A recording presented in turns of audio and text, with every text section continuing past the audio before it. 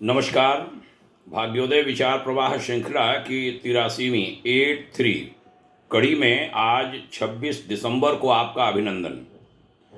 हम जानते हैं कि हमारी दैनिक श्रृंखला अलग से चल रही है, युग ऋषि विचार श्रृंखला के नाम से, जो 1 वर्ष पूरा करने वाली है। और दूसरा जो चरण है वह है भाग्योदय विचार प्रवाह श्रृंखला का, उसकी आज 83वीं कड़ी। आज ध्यान हमारा गया कि चुनाव डिक्लेयर हो गए हैं कुछ राज्यों में, उत्तर प्रदेश और उत्तराखंड सहित। विभिन्न राजनीतिक पार्टियां ब्राह्मणों को लुभा रही हैं। मेरा ध्यान गया कि मैं राजनीतिक पार्टियों से कहूं कि ब्राह्मणों को लुभाना अच्छी बात है, लेकिन ब्राह्मण कौन, ब्राह्मणों में गुण क्या क्या हों? क्या हम उन ब्राह्मणों को गुणवान, संस्कारवान बनाने की भी कोई योजना रखते हैं? क्या उस तरफ भी हमारा ध्यान है, या केवल चुनाव पर्पस, चुनाव उद्देश्य के लिए ये सारे प्रयास हो रहे हैं कि यूज़ करो फिर बाद में छोड़ दो, त्याग दो? तो आज मैं महात्मा चाणक्य, आचार्य चाणक्य के द्वारा ब्राह्मणों के बारे में कहे हुए कुछ वचन ले रहा हूं। उनको मैं यहाँ रखूँगा और आग्रह करूँगा कि ब्राह्मण बंधु भी देखें कि हम में बहुत सारे परिष्कार हों और हम बहुत ऊंचे उठें। उधर राजनीतिक पार्टियों से भी कहूँगा कि अभियान चलाया बहुत अच्छी बात है, लेकिन जो आपके संपर्क में लोग हैं उनको बहुत अच्छा बनाने का प्रयास आप भी करिए। तब यह जो मुहिम है यह सफल मानी जाएगी, अन्यथा केवल स्वार्थपरता की बात ही समाज सोचेगा। कहूँगा कि आचार्य चाणक्य समाज सुधार के लिए सर्वात्मना समर्पित एक उच्च कोटि के ब्राह्मण थे। असाधारण प्रतिभाशाली, मनोवैज्ञानिक, कर्मवीर, तेजस्वी, तपस्वी, सूक्ष्मदर्शी और बहादुर मना महात्मा चाणक्य वास्तव में ज्ञानावतार थे। जिस प्रकार हमारे देश में किसी कुशल वैद्य को धन्वंतरी कहा जाता है, उसी प्रकार व्यवहार विज्ञान में अति कुशल व्यक्ति को चाणक्य उपनाम से विभूषित किया जाता है। देश विदेश के ज्ञान पिपासु विद्वानों ने महापंडित चाणक्य के ज्ञान सागर में से कुछ रत्न भंडार लेकर अपने अपने देश के साहित्य संसार को समृद्ध किया, और वे देश, वहाँ के लोग ऊंचे उठे हैं। ऐसे आचार्य चाणक्य द्वारा ब्राह्मण समाज के लिए विभिन्न अवसरों पर जो कुछ कहा या लिखा गया है, उसमें से कुछ हम ज्ञान मोती अपने ब्राह्मण भाई बहनों तथा जन सामान्य के लिए यहाँ उद्धृत कर रहे हैं। आशा है कि आप सब इन जीवन मंत्रों को जानेंगे और उन पर मनन करेंगे तथा इन्हें अपने जीवन में आचरित करेंगे। हमारा ये भी विश्वास है कि ये आचार्य चाणक्य के वचन हमारे माध्यम से, आपके माध्यम से, देश के विभिन्न अंचलों और भारत की सीमाओं से बाहर रह रहे सभी भारतवंशी ब्राह्मणों तक भी पहुँचेंगे। निसंदेह इनसे सभी का कल्याण होगा और ब्राह्मण व ब्राह्मणत्व अपने उत्कर्ष के चरम को स्पर्श कर सकेगा। आइए 3 चाणक्य वचनों को हम यहाँ पर रखते हैं, जिनको जीवन मंत्र की तरह सभी ग्रहण करें। पहला, आगे मैं क्रम नहीं कहूँगा, 1 से 30 तक बोलता जाऊँगा। नंबर 1, एक सच्चे ब्राह्मण की पहचान है वाणी की शुद्धता, उसके विचारों की शालीनता, इंद्रियों पर नियंत्रण, हृदय की पवित्रता तथा धीर वीर गंभीरता। 2, ब्राह्मण की शक्ति उसके ज्ञान में है, राजा यानी क्षत्रिय की शक्ति उसकी सेना में है, वैश्य की उसके धन में, और शूद्र की शक्ति यानी शिल्पकार की शक्ति उसकी सेवा में सन्निहित है। 3, राजा का बल उसकी भुजाओं में तथा ब्राह्मण का बल उसके आध्यात्मिक ज्ञान में होता है। 4, ब्राह्मण तपस्वी और राजा का अपने क्षेत्र में तो सम्मान होता ही है, क्षेत्र से बाहर भी वे सदैव आदर पाते हैं। 5, आकाश में विचरण करने वाला कोई करने कोई दूत नहीं जाता और न वहाँ से कोई संदेश लेकर आता है। परमेश्वर की आवाज़ किसी ने नहीं सुनी और न ही साक्षात कोई उनसे मिला। फिर भी एक ब्राह्मण सूर्य और चंद्रमा की दूरी एवं गति का, आकाश में घटने वाली घटनाओं का जानकार हो गया है। निसंदेह यह उसकी विद्वत्ता का ही फल है। 6, जिस ब्राह्मण के पास विद्याधन है और धन का अभाव है, उसे स्वयं कभी भी अपने को निर्धन नहीं मानना चाहिए, समझना चाहिए। 7, एक श्रेष्ठ ब्राह्मण भविष्य के प्रति अच्छी सोच बनाकर रखता है। वह पैदा होने वाली कठिन और सरल परिस्थितियों को सहजता से संभाल लेता है। वह रूढ़िवादी और भाग्यवादी नहीं होता। 8, जो ब्राह्मण चारों वेदों और धर्म शास्त्रों को पढ़ता है लेकिन आत्मा और परमात्मा के ज्ञान से शून्य रहता है, उनसे वंचित रहता है, उसका जीवन वैसे ही है जैसे कलछी रसधार शाक में घूम कर भी उसका स्वाद नहीं जानती। 9, जिस ब्राह्मण ने वेदों का ज्ञान केवल भौतिक सुखों के उद्देश्य से अर्जित किया है, उसके भोजन में शुद्धता नहीं है। वह ब्राह्मण चाहे कितना भी ज्ञानी क्यों न हो, वह विषहीन सर्प के समान यानी सांप के समान होता है। 10, एक ज्ञान पिपासु ब्राह्मण को संस्कृत भाषा में विशेष बुद्धि रखने के साथ साथ अन्य भाषाओं के ज्ञानार्जन का लोभ अवश्य रखना चाहिए।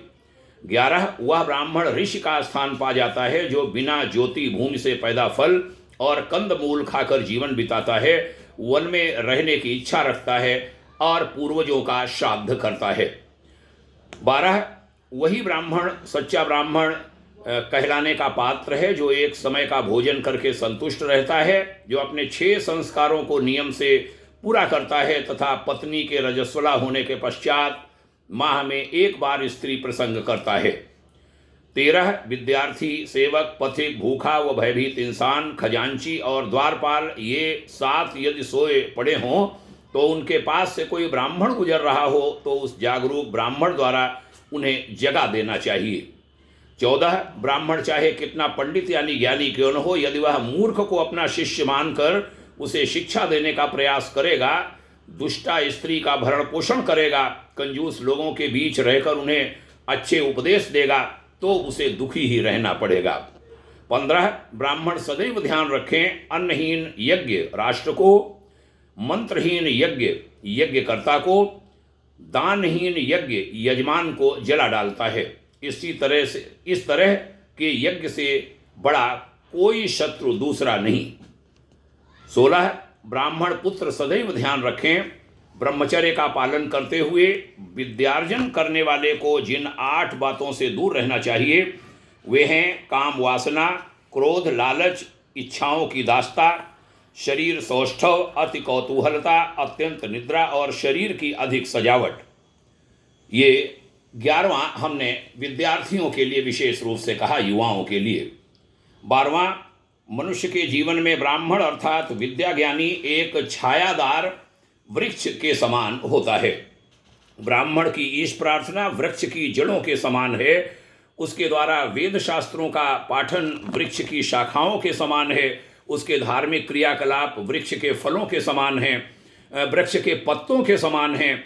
जड़ यानी ईश प्रार्थना की सदा रक्षा करनी चाहिए, क्योंकि जड़ के कट जाने से न तो वृक्ष रहेगा और न ही उसकी शाखाओं और पत्तों का ही अस्तित्व रह जाएगा। 18वां, जो व्यक्ति ब्राह्मण होकर व्यापार में लेन देन करता हो या पशुओं को पालने वाला या सांसारिक कार्यों में लिप्त हो अथवा कृषि कार्य में निरत हो, वह ब्राह्मण न रहकर वैश्य हो जाता है। जो ब्राह्मण लाख आदि पदार्थ, तेल, नील, कुमकुम आदि का व्यापार करता हो, मद्य यानी शराब और मांस की बिक्री करता हो, वह ब्राह्मण न होकर शूद्र हो जाता है। 20, जो ब्राह्मण होकर भी दूसरों के काम को बिगाड़ने वाला हो, ढोंगी हो, स्वार्थी हो, धोखेबाज हो, निंदक हो, द्वेषी हो, ऊपर से नम्र और अंदर से क्रूर हो, ऐसा व्यक्ति ब्राह्मण न रहकर बिल्ले अर्थात नर बिल्ली के स्वभाव वाला हो जाता है। 21, जो ब्राह्मण होकर भी किसी तालाब को, कुएं को, बावड़ी को, वाटिका को या देवालय को तोड़ने वाला हो, वह ब्राह्मण न होकर म्लेच्छ बन जाता है। 22, जो ब्राह्मण विद्वानों और गुरुओं के धन द्रव्य की चोरी कर लेता हो, पराई स्त्रियों में रुचि लेता हो भक्ष अभक्ष कुछ भी खा लेता हो, वह व्यक्ति ब्राह्मण न होकर चांडाल हो जाता है। 23 मांस भक्षी, शराब सेवी, काम सेवी, क्रोधी और निरक्षर ब्राह्मण पिशाच ब्राह्मण की श्रेणी में आता है। 24 असंतोषी ब्राह्मण, संतोषी राजा, लज्जाशील वेश्याएं, लज्जाहीन स्त्रियां जल्द ही नष्ट हो जाते हैं। 25 एक उच्च कुल में जन्मे व्यक्ति का जीवन व्यर्थ है यदि उसने विद्या अध्ययन नहीं किया। नीच कुल में जन्मा व्यक्ति भी यदि विद्वत्ता से परिपूर्ण है तो वह सदा आदर सत्कार पाता है।